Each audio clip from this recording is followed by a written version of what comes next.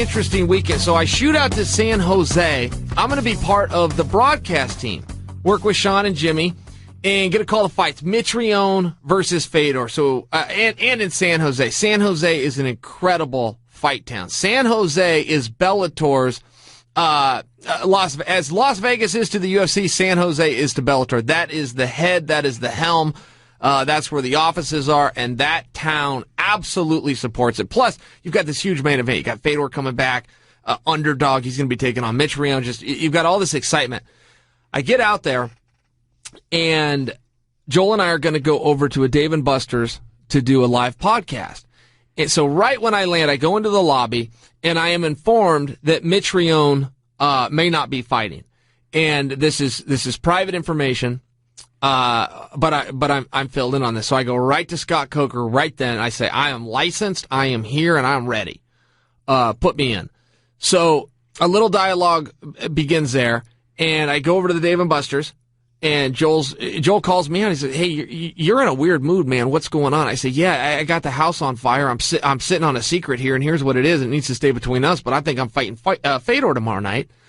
And here I am at this Dave & Buster's. I got to get out of here. I got to get home. I got to get to bed. I got to get on the phone with Clayton and Fabian. I mean, I got some stuff I got to do, but I'm filling my obligation here at Dave & Buster's.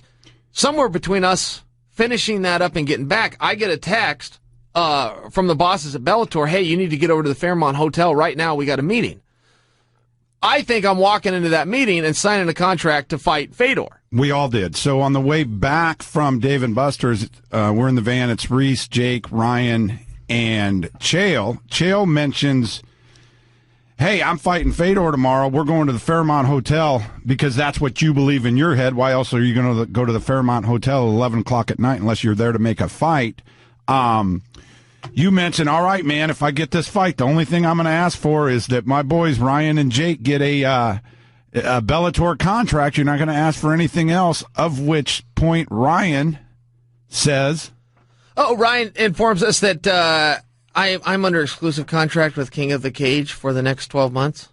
And I immediately say somebody literally kick him out of the van. Just open the van door and throw him out. And I meant it, and I love the guy. So anyway, we get there at 11 o'clock at night, and you just say, see you later. Like your boys are going to... I thought you guys were dropping me off. Yeah, you tell us, hey, you guys are going to corner us, and I'm going to fight Fedor if this goes through. And so we go into the lobby and wait. Now, one of the things that has come out of this thing is Tito said that he offered to fight, which is really weird to me, because at 11 o'clock tonight, the only person in that room was you. Yeah, I could take it or leave it. I don't know what he was after. Tito was nowhere near the deal. Tito did not offer to fight. He was not on the table. The next day, a press release came out announcing that, hey, Mitrione has fallen ill to these kidney stones and that match won't happen. At which point, Tito put out a tweet that he would fight. He was nowhere near the deal. I was trying to get the fight, and Bellator wanted Ollie Thompson to take the fight. And the only problem with Ollie, as I saw it, the only problem with Ollie Thompson is he had a fight with Chet Congo. So is Ollie Thompson related to Ole Thompson? You know what? Funny you should say that. I called him Ole Thompson because that's how his name is spelled, O-L-Y, Thompson, all night on the mic, and Fish jumped in my ear, in my IFB, and said, it's pronounced Ollie. I'm an idiot. Well, we both are. I mean, it's spelled O-L-Y. What do you want to do? Okay, Ollie Thompson. And as I saw it, hey, listen, he's supposed to fight Chet Congo. Chet Congo's a big draw. Chet Congo's a star. So you're sacrificing one player for the other. Put me in. And I made it very clear, this is not a cash grab. I am licensed. I am here. I am ready to go. You have a deal with Mitrione. Honor Mitrione's deal. I'm out. I'm going to walk out there and do the fight, make good on Mitrione's contract. I don't get anything. I'm out. But I want the fight. So things are going good. You know, Fedor's people are there, and Jerry Milan, all the bosses are there, and I think this is going to happen. Now, I do have one thing that's in my way, which is the weigh-ins have closed. So, is it even possible, through the rules of the commission, to fight? Made calls to the commission? Yes. The executive director can go outside of that in cases like this, and he was willing to. So I went to bed that night thinking I was fighting Fedor, but I could not say anything because it was still Mitrione's fight. And Mitrione, contrary to what some people interpret or believe, Mitrione never pulled out of this fight. Some people even said he was scared and backed out. It's like, whoa, it was actually just the opposite. Mitrione is as tough as an old leather boot. He never, to this day, he never took himself out of that fight. Coker finally got over to the hospital or the hotel, wherever Mitrione was, took a look at him and goes, "You're done. I'm not putting you in there. I'm making this call." Coker, looking out for his guy, protected his guy at the sake of his own card. I think Coker deserves a lot of credit and respect for that. And then Coker went into full action, putting on the best show that he could with the cards he was now dealt. I mean, the rug got pulled out from underneath him less than 24 hours before bell time. And he pulled it off, man. He worked all night long. When I left that meeting, Coker had his power team around him. He had his computer open. He had a phone in each hand. He was working. He was piecing things together. I have no idea what time he went to bed that night or even if he did. But he kept his focus. He stayed calm like a true leader does. I've seen promoters, Joel, and so have you, that have lost their main event even weeks before the show and closed up shop and never opened the doors again. They went out of business. Coker had less than 24 hours. I mean, when I left him, it was 12:10 in the morning. Doors opened at 4 p.m. Main card goes live at 6 p.m. So he had, I mean, what's the math on that? He had 16 hours. He's not even 24 hours. He's got 16 hours. And he dealt with it. And he packed the house, and he still did great ratings. Now, absolutely fantastic leadership job by Scott Coker. Now, one of the things that happened on the way in the van to what we believe is the greatest night of our lives, that we're all going to take part in this historic event. You're going to fight Fedor the next day.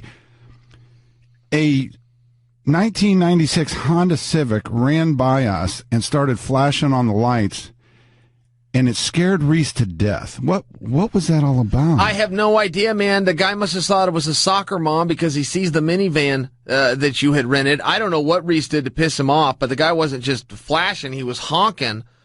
I don't remember hitting the brakes. I don't remember doing anything, cutting the guy off, changing lanes. We were just sitting in our lane. I don't know what made that guy mad. All I know is Reese panicked, swerved over 3 lanes, and slowed to 45 miles an hour. The guy pulls away at 80.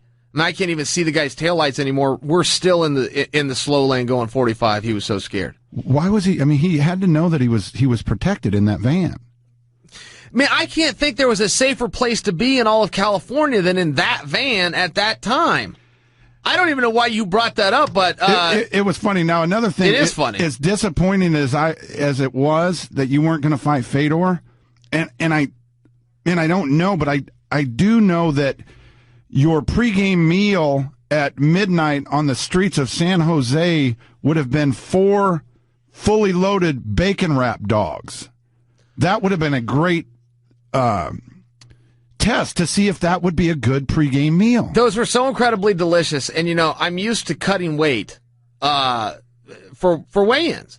And after the weigh-ins, I then pig out until the next day. The day of a fight, I don't eat anything.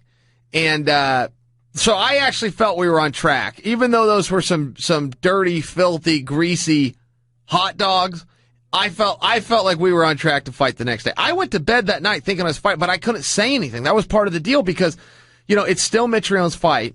Mitrione hasn't pulled out. Mitrione never pulled. I know I already said that, but Mitrione deserves it. He never pulled out. Coker finally got over to see him and just goes, I'm not putting you in the ring. I don't care what it means business wise. I'll deal with that. I'm the businessman, but you're my guy, and I'm not putting you in this situation. Really cool move. Really cool move by Coker, which again, whenever promoters do something well, they get no credit. Promoters are just known as the scum of the earth from the boxing days. But the reality is, not in MMA. We've got some good stand-up guys in there. At any rate, I can't tell Brittany, I had to tell you guys because you're going to be my cornerman. You're the only boots on the ground, right? I get 4 guys. Well, it turns out I got 4 guys. Clayton can't get there by then. Fabiano can't get there, but nope, it's you guys. So, at any rate, I can't tell anybody. I can't tell my mom, nobody. And I go to bed and I woke up thinking I was fighting Fedor, and I woke up to Spike TV saying, hey, why aren't you down here at the arena? We're doing a rehearsal.